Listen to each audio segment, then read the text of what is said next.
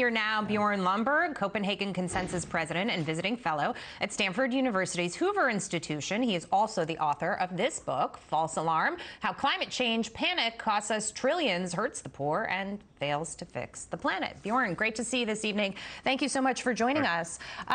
President Biden saying today that it was a big mistake for China not to show up. Now, China is the world's #1 polluter. It is a big mistake for them not to show up, but of course they don't want to show up. They don't want to change anything they're doing.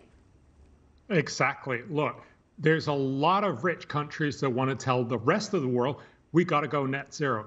But remember two things. One, there's a big study in Nature magazine that actually shows the cost for the U.S. to go net zero is going to be $11,300 per person per year in 2050. Of course, there's not going to be a majority for that kind of policy. And that tells you the rest of the world is not going to be willing to pay that kind of dollars either. And that, of course, means we need a much smarter and much cheaper climate policy if we're actually going to fix climate. And that's the big issue here. I mean, I'm a voter in this country, and I'm one of those people who will pay that $11,000 price tag. I don't want to pay it if nobody else around the world is going to pay it. Why are they forcing us to do it, this administration, when nobody else is complying in the same way? Yeah, and that really goes to the main problem of Glasgow and all of these climate meetings. Remember, it's called COP26. That's because there's been 25 other meetings before that. And basically, we have done for 30 years the same kind of climate policy, make grand promises, and then later fail them. But of course, if you want to fix climate, you need to come up with proposals that'll actually work. The only thing that has worked in the past and the only way that humanity really has fixed problems is not by asking everyone, I'm sorry, could you be a little more cold and a little poorer?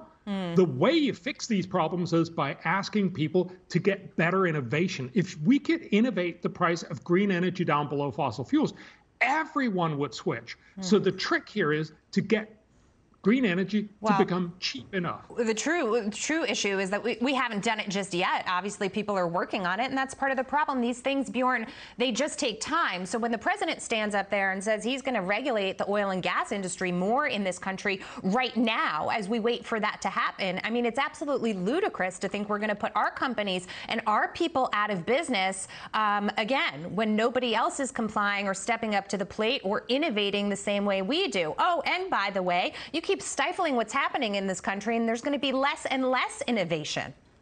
Yeah, certainly. I mean, the fact that the president asked OPEC to increase its output of oil tells you everything you need to know. Most politicians just can't have energy prices to be incredibly expensive.